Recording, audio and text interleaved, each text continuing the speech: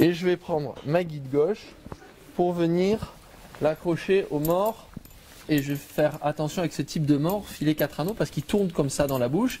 Et comme il y a une incurvation sur les canons, le mors peut soit être à l'envers, soit être à l'endroit. Donc je fais attention que la curvation soit dans le bon sens par rapport à la bouche. Et je vais venir boucler mon mors en faisant bien attention à ça.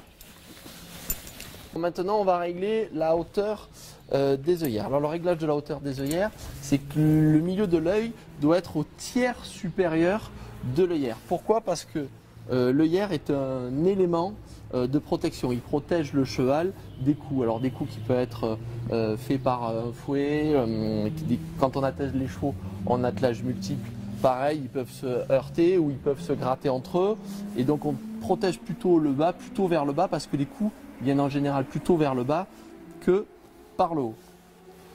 Donc là, mes œillères sont bien réglées. Alors pourquoi je commence par régler la hauteur des œillères? Parce que si je commence par régler la hauteur du mors, si ensuite je viens régler la hauteur des œillères, ça va automatiquement intervenir sur la hauteur du mors dans la bouche. Donc c'est vraiment le premier élément à régler, la hauteur des œillères. Ensuite, je viens régler la hauteur du mors. Alors, en ce qui concerne la hauteur du mors, il faut d'abord prendre en compte quel mors on a dans la bouche. C'est-à-dire, soit si on a un mors à effet releveur, soit si on a un mors à effet abaisseur. Aujourd'hui, nous avons un filet 4 anneaux, c'est un mors à effet releveur. Sur un mors à effet releveur, il doit agir sur la commissure des lèvres. Donc, pour qu'il agisse correctement sur la commissure des lèvres, la hauteur du mors dans la bouche, il y a un point de repère à avoir, c'est 2 plis à la commissure des lèvres. Et si on est sur un mors abaisseur va plutôt agir sur les barres. Donc s'il agit sur les barres, il faut qu'on soit à la commissure des lèvres. Donc là, comme on est sur un mors releveur, on va le régler avec 2 plis. Le mors est un petit peu trop bas, on n'a pas de plis, donc je vais remonter le mors dans la bouche. Je reprends un trou de mon côté droit, je vais reprendre un trou de mon côté gauche et je vais revenir vérifier si effectivement le cheval a 2 plis à la commissure. Très bien, il a 2 plis à la commissure, le mors est bien réglé dans la bouche. Ensuite, troisième réglage, on va venir régler la hauteur de la muserolle. Alors la hauteur de la muserolle, il faut que la muserolle soit environ 2 doigts en dessous de l'apophyse zygomatiques. Cette partie-là, ça évite de gêner le cheval, tout simplement, et que ça permette d'avoir l'effet souhaité, c'est-à-dire que la muserolle sert à fermer la bouche du cheval. Pourquoi elle sert? Pourquoi on met une muserolle et que ça ferme la bouche du cheval?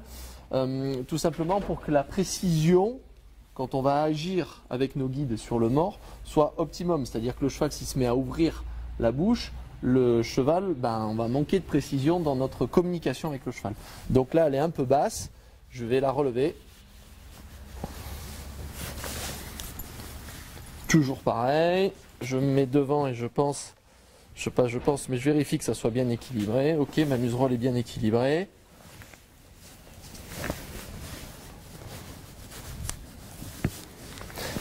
Et maintenant, la muserolle, j'ai réglé donc la hauteur. Je vais venir ajuster la muserolle, c'est-à-dire la serrer suffisamment pour que le mors ait l'effet escompté. Si la muserolle n'est pas assez serrée, le cheval va se défendre et la communication va être altérée.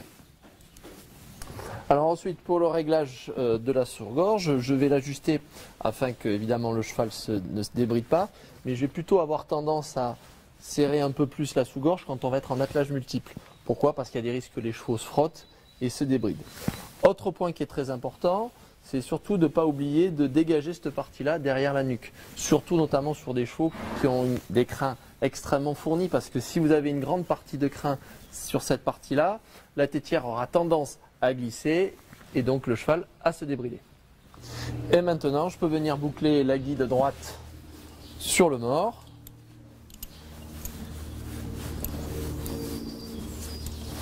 Voilà, et maintenant je suis prêt à partir pour atteler.